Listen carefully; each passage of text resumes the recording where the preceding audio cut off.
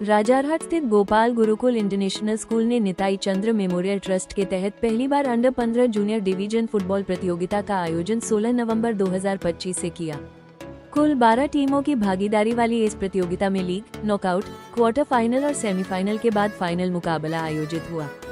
कड़े संघर्ष के बाद ईस्ट बंगाल टीम ने खिताब जीतकर इस टूर्नामेंट की पहली चैंपियन बनने का गौरव हासिल किया। फाइनल इवेंट में बंगाल सब जूनियर टीम 2025-26 के खिलाड़ी और कोच विशेष अतिथि के रूप में मौजूद थे। खास बात ये रही कि यह वही टीम है जिसने 10 साल बाद नेशनल सब जूनियर चैंपियनशिप का खिताब बंगाल को दिलाया, जिससे पूरे आयोजन में एक भावनात्मक और गर्व से भरा माहौल बन गया। প্রথম বছর এটা আমাদের এই বছর স্টার্টিং করলাম আমাদের গুরুকুল স্কুল অফ স্পোর্টসের তরফ থেকে অলিভ আমাদের ছোট ভাইয়ের মতো তার মাথা থেকে প্রথমে এসছে যে দাদা এরকম একটা রাজারহাটে ফুটবল টুর্নামেন্ট করতে হবে। তাই আমি বললাম ঠিক আছে, তো কোনো অসুবিধা নেই, ফুটবল টুর্নামেন্ট একটা দারুণ করে টুর্নামেন্ট করা যাবে।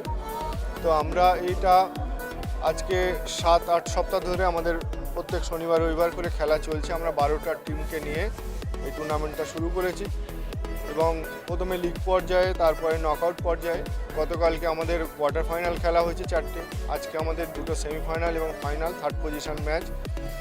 আমরা প্রত্যেকটা টিমের এই যে আন্ডার 15 প্রত্যেকটা টিমের বাচ্চা ছেলে, তারা সারা বাংলার বিভিন্ন দল থেকে এসছে, নিয়ে সুন্দর করে প্রত্যেকটা টিম খুব ভালো খেলেছে এবং সুন্দরভাবে তারা আমাদের সঙ্গে সহযোগিতা করেছে। আমরা প্রথম দিন স্কুলের তরফ থেকে যারা আমাদের মধ্যে উপস্থিত ছিলেন সকলকে আমরা লাঞ্চের মধ্যে দিয়ে সঙ্গে থেকে সবথেকে আমাদের স্কুল প্রিমিসেসের মধ্যে খেলা হচ্ছে, বাচ্চারা এসে খেলছে এবং এর বাইরে কেউ যেতে পারছে না। আমাদের সিকিউরিটি আছে, এর মধ্যে থেকেই সে রেস্ট নিয়ে স্কুল রুম, টয়লেট সব কিছু ইউজ করতে পারছে।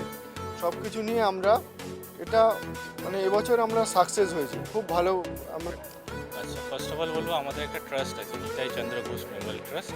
সেই ট্রাস্টের আন্ডারে আমাদের স্কুল আছে, যেটার নাম হচ্ছে গোপাল গুরুকুল ইন্টারন্যাশনাল স্কুল। তারই একটা পার্ট হচ্ছে গুরুকুল স্কুল অফ স্পোর্টস। তো আমরা ফার্স্ট অফ অল আগে আমরা এডুকেশনের উপর ফোকাস করছিলাম। এডুকেশনের ফোকাসের সাথে সাথে এবার চাই কি সব বাচ্চারা এখন সব জায়গায় দেখুন যতটা শুধু এডুকেশন, শুধু পড়াশোনা, তার বাইরে আর কিছু বোঝেই না। তা সেই দিক থেকে আমরা একটু বেরিয়ে আসার জন্য আমরা গুরুকুল স্কুল অফ স্পোর্টস খুলি, যেখানে আমাদের হচ্ছে বাস্কেটবল, ভলিবল ফিউচারে আমরা ওপেন করবো। এখন আমাদের আছে হচ্ছে ক্রিকেট অ্যান্ড ফুটবল। তো সেই ক্ষেত্রে আমরা SPL 2025 জেতার লড়াই, যার মোটো, তো এটা আমরা স্টার্ট করেছি।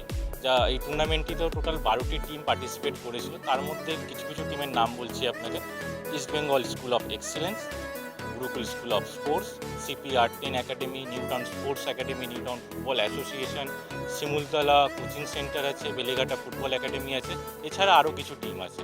তো আমাদের মোটিভটা হচ্ছে যে এখান থেকে যে ছোটো ছোটো বাচ্চারা খেলবে, ফিউচারে আমরা পিক করবো কিছু কিছু বাচ্চাকে, তাদের স্কুলে আমাদের অ্যাডমিশন করাবো, তাদের কোনো কস্ট দিতে হবে না। যে এডুকেশন কস্টটা সেটা পুরোপুরি আমরাই বিয়ার করবো।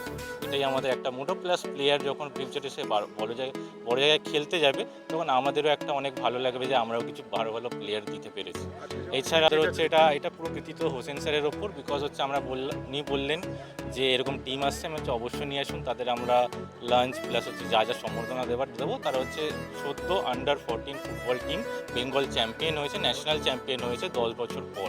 তো তাদেরকে পেয়ে আমরা খুবই আনন্দিত, মানে আমি নিজের ভাষা দিয়ে বলতে পারবো না যে কতটাই আমরা আনন্দিত। সেটাতে আমরা অনেক হ্যাপি। সেটা হোসেন স্যারের কাছে আমরা খুব কৃতজ্ঞ, উনি নিয়ে এসছেন টিমটাকে, আমরা তাদের সাথে আলাপ আলোচনা করতে পেরেছি, দেখা করতে পেরেছি, এটার জন্য আমরা অনেক খুশি।